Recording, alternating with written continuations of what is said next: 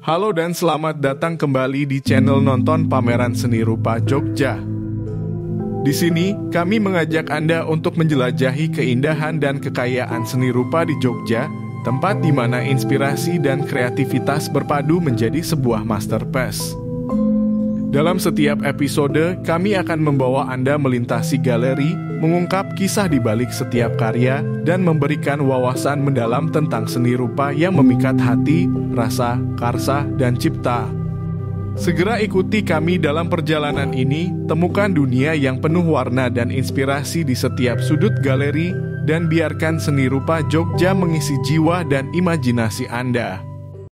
Siang hari ini, kita akan jalan-jalan ke Pandhapa Art Space untuk nonton pameran seni lukis dengan tajuk Post Hybrid oleh kelompok seni rupa Magetan. Pameran ini berlangsung dari tanggal 20 sampai dengan 29 Juni 2023. Kelompok seni rupa Magetiart didirikan di Magetan tahun 2017 yang anggotanya sebagian besar berasal dari kota Magetan. Harry Chris sebagai kurator dalam pameran ini mengatakan, "Saya mengenal mereka dan karya-karyanya sejak saya menguratori pameran mereka dengan tema Lang-Lang Rupa pada tahun 2019. Dan yang terakhir, saya juga menguratori pameran Magetan Art Venue pada tahun 2022 yang lalu." Magetan termasuk salah satu kota yang berada di tepi dari peta seni rupa Indonesia. Namun semangat dan gairah berkesenian mereka cukup kuat untuk melahirkan karya-karya yang progresif. Pada pameran saat ini, mereka mengangkat tema post-hybrid di mana karya-karya mereka adalah representasi dari buah pemikiran dan kekaryaan tentang perpaduan dan perkawinan antar elemen budaya yang diolah menjadi karya kekinian. Perpaduan maupun perkawinan unsur-unsur budaya tersebut melewati proses berkesenian yang cukup lama.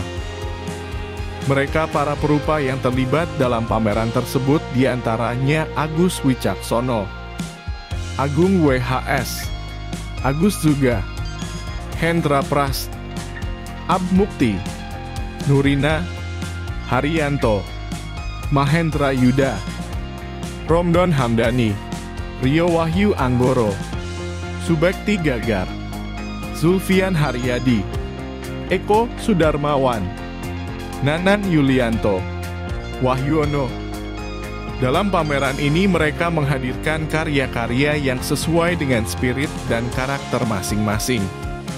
Karya mereka relatif besar dengan ukuran sekitar 2 meter salah satu sisinya dengan gaya yang berbeda satu dengan lainnya.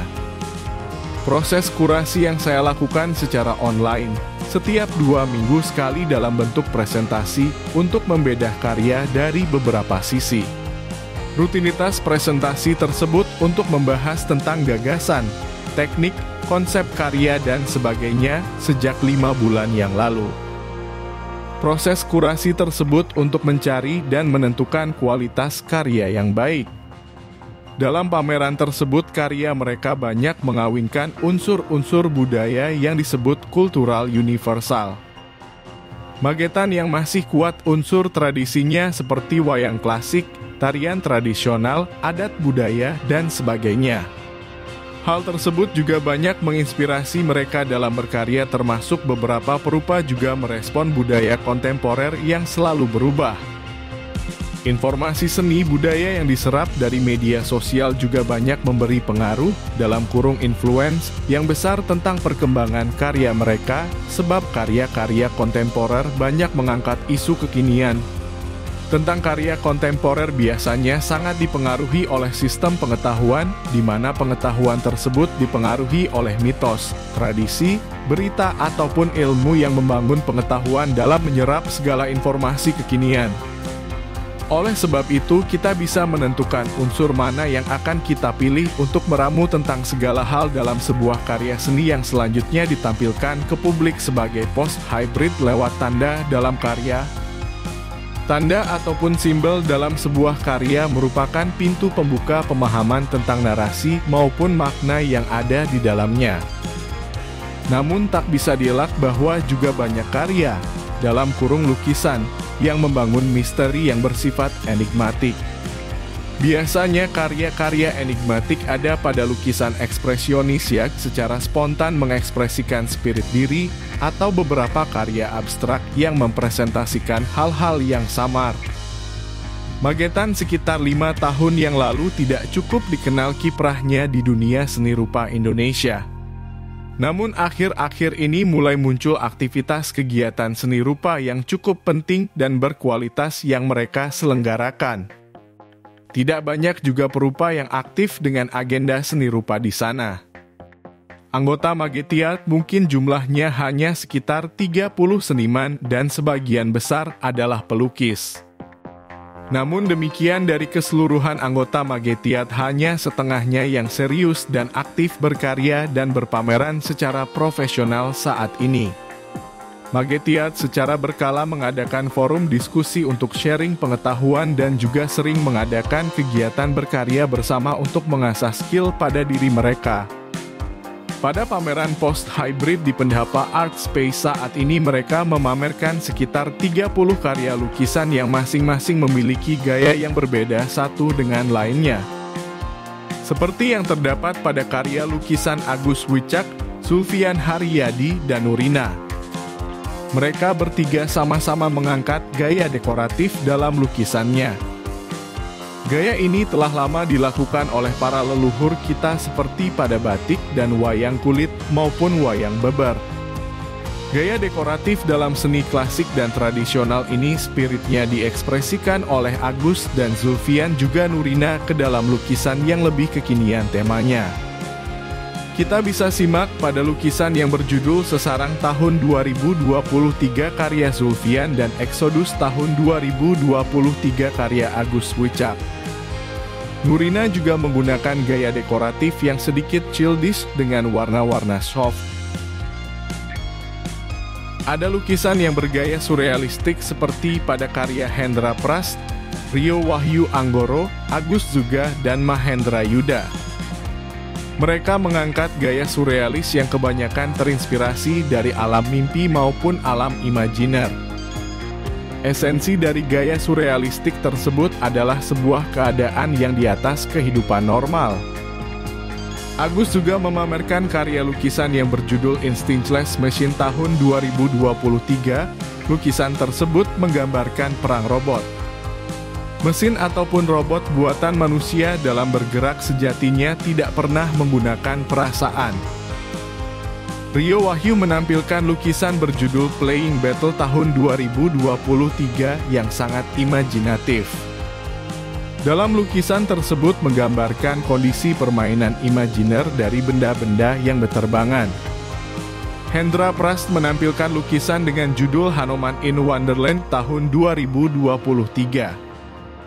Lukisan tersebut memadukan unsur cerita legenda masyarakat Jawa dengan hal-hal kekinian dengan mendeformasi objek-objek yang ada dalam lukisan tersebut. Sekarang di Indonesia sedang terjadi mainstream pop surrealis seperti yang terjadi di Amerika tahun 70-an, di mana gerakan underground kelompok lowbrow muncul menjadi gaya tersendiri. Mereka memasukkan unsur-unsur budaya pop, mainan, komik, dan sebagainya. Kemunculan kelompok lowbrow sebagai perlawanan dari kecenderungan karya-karya abstrak dan konseptual waktu itu. Di Indonesia saat ini juga banyak seniman muda yang melukiskan tema tentang boneka, kartun dalam komik, maupun film yang dikemas dalam karya yang surrealistik. Namun di era kontemporer sekarang aliran tidak lagi menjadi parameter dalam menilai karya seniman maupun menilai gerakan sebuah kelompok. Akan tetapi lebih pada gagasan dan teknik personal seniman dalam menyuguhkan sebuah karya. Dalam seni modern barat, aliran yang berkembang adalah sebuah manifestasi tentang gerakan yang didasari sebuah alasan ideologi dalam seni rupa pada waktu itu. Perkembangan seni kontemporer Indonesia sangat beragam dan silih berganti kecenderungan yang dihadirkan. Seperti yang dilakukan kelompok Magetiart saat ini yang juga memiliki keragaman gaya dan konsep karya.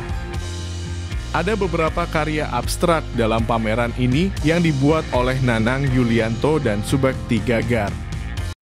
Kedua pelukis ini memamerkan lukisan yang tidak berbentuk, namun hanya goresan-goresan intuitif dan sedikit. Image yang samar yang bersifat misteri. Seperti dalam lukisan Nanang yang berjudul Setubuh tahun 2023.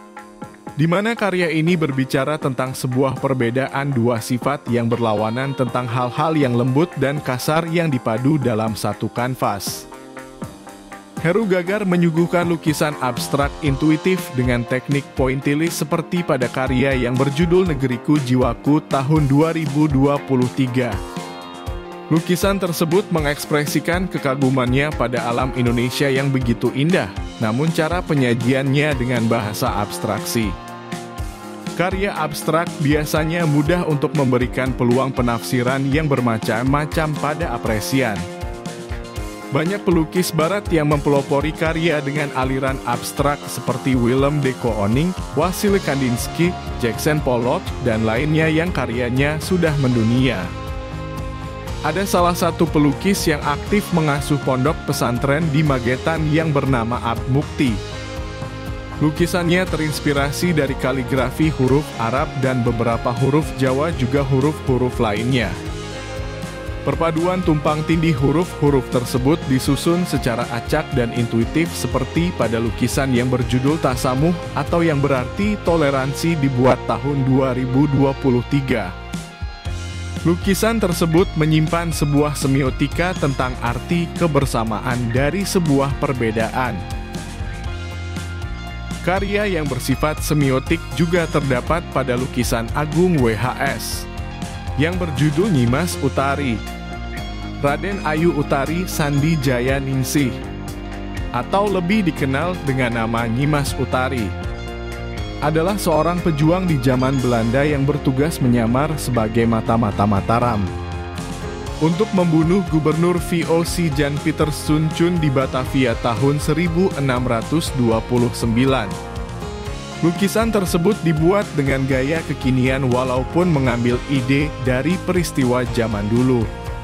Lukisan yang mengekspresikan nilai-nilai perjuangan juga terdapat pada lukisan Haryanto yang berjudul Imagine tahun 2023. Haryanto adalah seorang pensiunan tentara yang tentunya dunia militer sangat dekat dengan dirinya. Lukisan dengan mengekspresikan situasi perang Rusia dan Ukraina tersebut dibungkus dengan judul Imagine, salah satu judul lagu dari kelompok musik The Beatles yang isinya menghimbau sebuah perdamaian dunia. Pada akhirnya seorang tentara pun selalu merindukan perdamaian dan menghindari pertikaian. Berbeda dengan karya Romdon Hamdani, di mana sisa-sisa peninggalan masa lalu yang berbentuk puing-puing candi disandingkan dengan simbol-simbol benda kekinian dalam sebuah karya. Kedua benda beda zaman tersebut disusun menjadi satu narasi yang memberi kesan artefak. Wahyono menampilkan cerita pewayangan tentang perang, namun dalam lukisan yang berjudul Baratayuda tahun 2023 tersebut diekspresikan dengan perang dalam konteks sekarang. Sebuah pertempuran dengan menggunakan alat perang yang canggih yang dapat dengan mudah merenggut banyak nyawa manusia, serta menghancurkan gedung-gedung besar dan rumah-rumah penduduk. Dunia pewayangan juga dilukis oleh Eko Sudarmawan dengan menampilkan lukisan yang berjudul Pelipur Lara tahun 2023. Dalam lukisan tersebut menampilkan dua sosok wayang yang bernama Cangik dan Limbuk yang sedang bermain musik biola dan saksofon. Suasana lukisan tersebut sungguh ngelangut dengan background gelap dan sepi. Pameran bersama kelompok Magetiart dengan tema post-hybrid ini telah menunjukkan bahwa kota Magetan sebenarnya memiliki beberapa perupa yang punya potensi besar dalam dunia seni rupa. Tinggal bagaimana potensi tersebut dikelola secara profesional dan progresif. Dalam era keterbukaan dan majunya dunia internet sekarang ini, memberi dampak positif bagi dunia seni kita yang mana segala informasi tentang seni bisa diakses dengan cepat. Sehingga setiap orang tidak lagi merasa termarginalkan. Selamat berpameran, semoga Magetia terus berkembang pesat dan sukses di masa depan.